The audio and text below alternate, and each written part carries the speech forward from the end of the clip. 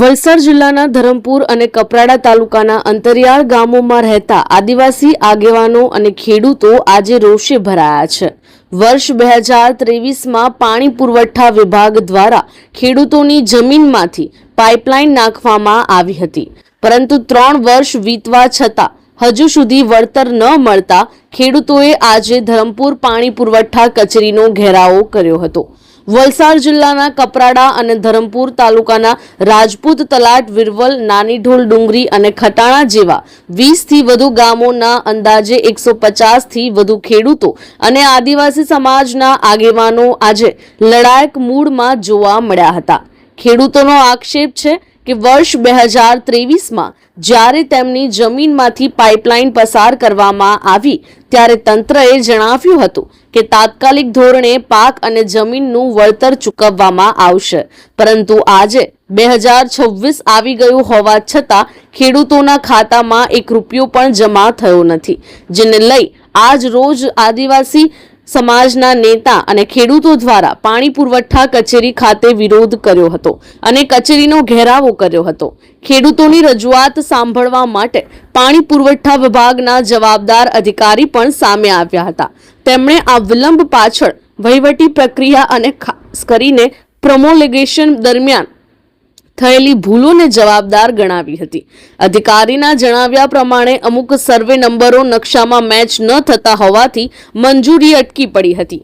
વહેલામાં વહેલી તકે અધિકારી નિરાકરણ આપવાનું આશ્વાસન આપ્યું હતું, તો બીજી બાજુ આદિવાસી નેતા દ્વારા તંત્રને ચીમકી આપી છે કે ખેડૂતો મજૂરી છોડીને કચેરીના ધક્કા ખાઈ રહ્યા છે તે યોગ્ય નથી।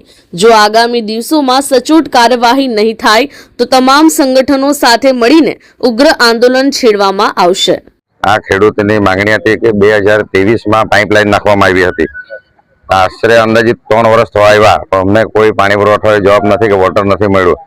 એટલે અમે નક્કી કર્યું તમામ ખેડૂતે કે કલ્પેશભાઈની આગેવાની અમે સાથે લઈને અમારા આદિવાસી નેતા કલ્પેશભાઈ પટેલ એમના આગેવાની તરીકે લઈને પાણી પુરવઠા ઓફિસે અમે આવ્યા છે। આજે અમે પાણી પુરવઠા સાહેબ ઓફિસે સાથે બેસીને અમે ચર્ચા કરી છે, નીચે બેસીને કે પાણી પુરવઠા સાહેબે એમ કીધું છે કે આવનારા દિવસોમાં અમને તમને યોગ્ય રીતે એમનું નિરાકરણ લાવી આપીશું। અગર નહીં લાવી આપીશે તો આગળ હાઈવે નંબર 56 અમે રોકવાની આંદોલન કરીશું આગળ।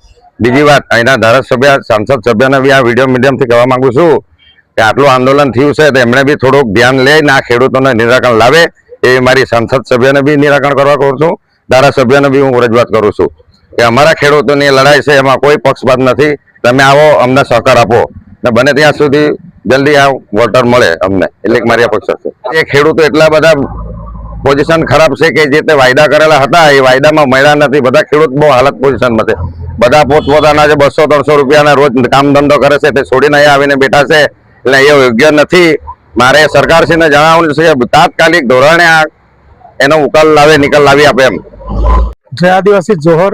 આજે ખેડૂતોની હક અને અધિકારની લડાઈ હતી અને ખેડૂતોની માંગણી હતી કે જે પાણી પુરવઠા કચેરી છે ધરમપુર, ત્યાંથી 2023માં અમારા રાજપુર તલાટ, વિરવલ, નાની ઢોલ ડુંગરી, ખટાણા ત્યાં પાઇપલાઇન નાખવામાં આવેલી હતી અને ત્યારે અહીંયાના જે અધિકારી છે એમણે કીધું હતું કે જેમની પણ ખેડૂત ખેતરમાંથી લાઈન જશે એમને વળતર મળશે।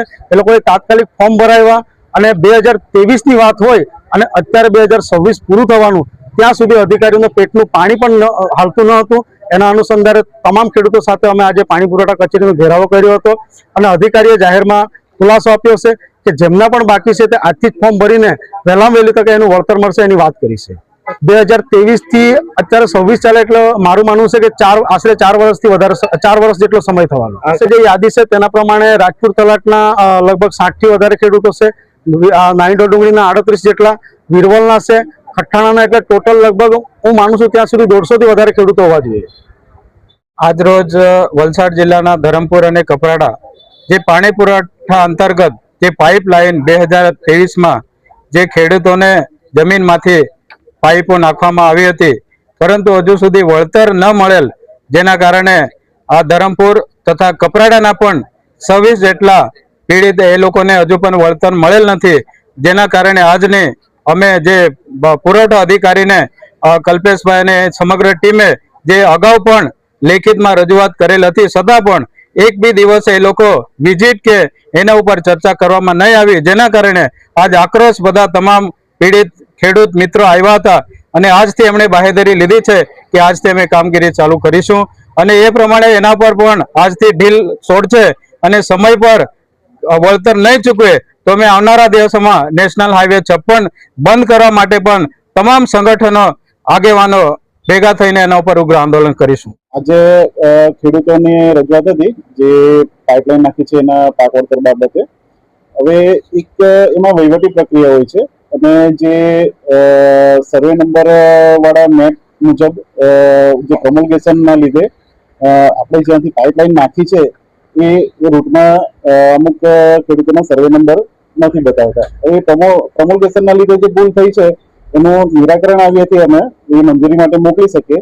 જે સમજણ ખેડૂતોને પણ આપી છે અને એમની સાથે જે પણ આગેવાનો આવેલા હતા એમને પણ આપી છે અને એનો અમે સાથે રહીને સોલ્યુશન લાવવા માટે એમને પ્રોમિસ આપ્યું છે. જે સોલ્યુશન આવીએ અને એમાં વહીવટી પ્રક્રિયાને લીધે અટકેલું છે, બીજું કોઈ કારણ નથી, જે એમને સમજણ આપી છે. એ એકચ્યુઅલી એમને જે ફોર્મ અમને આપ્યા છે એ જે નોટરી થઈને અમારી જોડે આઈ થિંક 4 થી 5 મહિના પહેલા અમારી જોડે આવ્યા હતા અને ત્યાર પછી અમારે જે સ્થળ વેરિફિકેશન માટે અમારા સ્ટાફ જવાનો હોય છે એ સ્થળ વેરિફિકેશન કરતી વખતે જે ધ્યાન આવેલ એના માટે અમને સમજણ આપી છે. ઇલેક્શન એના કારણે થોડું ડિલે થયું છે પણ હવેથી જેમ બને તેમ ઝડપી પ્રક્રિયા થઈ જશે. વહીવટી પ્રક્રિયા છે એટલે એકવાર એનું સોલ્યુશન આવે પછી એને મંજૂરી માટે મોકલવાનું હોય છે, એ મંજૂરી માટે મોકલીશું. અમારી લાઈવ ન્યૂઝ 24 ચેનલને સબસ્ક્રાઇબ કરો, બેલ આઇકોન દબાવો જેથી આવનાર ન્યૂઝ અપડેટ્સની નોટિફિકેશન આપ સુધી સૌથી પહેલા પહોંચે.